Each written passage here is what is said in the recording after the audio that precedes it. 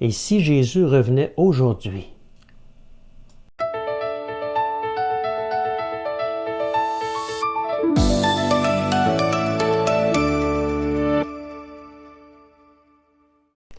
Et si aujourd'hui, sans prévenir, Jésus revenait sur la terre? Est-ce qu'on le reconnaîtrait vraiment ou est-ce qu'on passerait à côté comme tant d'autres avant nous?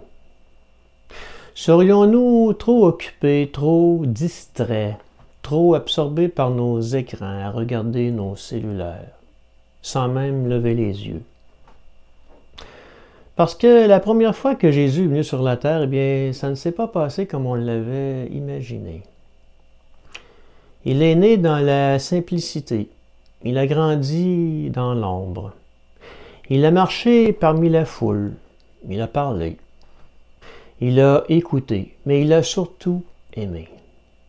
Et pourtant, beaucoup ne l'ont pas reconnu.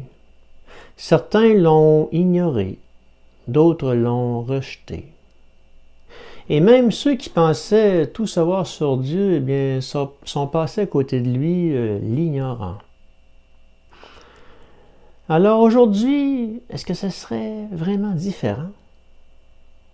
Et si Jésus revenait, pas dans la gloire éclatante, mais dans notre quotidien, dans un pauvre qu'on évite, dans une personne qui dérange, dans quelqu'un qui pense autrement que nous, dans un collègue de travail avec qui on a de la difficulté, dans un inconnu qu'on croise simplement sur la route. Est-ce qu'on prendrait le temps de l'écouter ou est-ce qu'on l'ignorerait? Parce que si Jésus revenait aujourd'hui, oui, il parlerait d'amour, mais il parlerait aussi de vérité. Une vérité qui éclaire, mais qui dérange aussi. Il viendrait bousculer nos habitudes, nos priorités, notre manière de vivre. Il viendrait toucher à ce qu'on protège, à ce qu'on évite, à ce qu'on ne veut pas changer.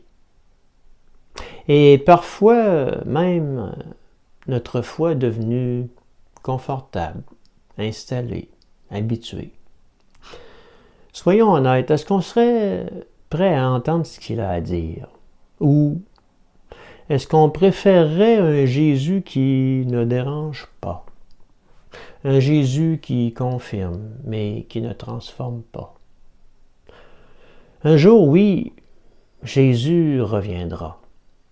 Pas dans le silence, pas dans l'humilité, mais dans la gloire.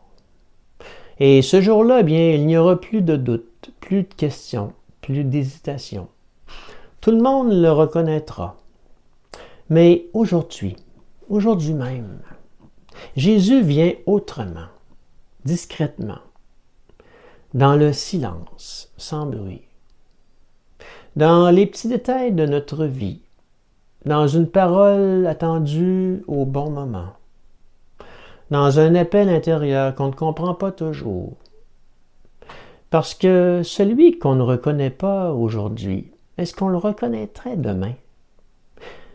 Peut-être que la vraie question, ce n'est pas « est-ce que Jésus va venir ?» mais plutôt « est-ce que moi je suis prêt à l'accueillir aujourd'hui, dans ma vie, dans mes choix, dans mon cœur? » Parce que Jésus ne cesse jamais de venir à notre rencontre, chaque jour, dans le silence d'un matin, dans une épreuve qui nous transforme, dans une joie simple. Dans un moment où tout semble s'arrêter, il est là. Souvent bien plus proche qu'on peut le penser. Mais tellement discret qu'on peut passer à côté sans même s'en rendre compte. Il ne force jamais, il ne s'impose pas, il respecte, il attend.